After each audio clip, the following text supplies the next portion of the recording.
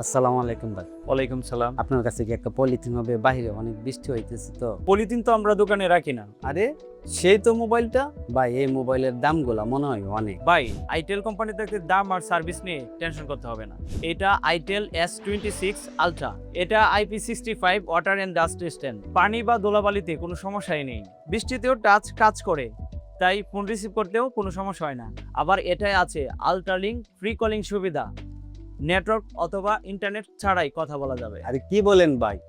এই মোবাইলগুলা যদি আমাদের বন্ধুর কাছে থাকে তাহলে কাছাকাছি থাকে কি টাকা ছাড়া কথা বলতে পারবো? আরে কি বলেন?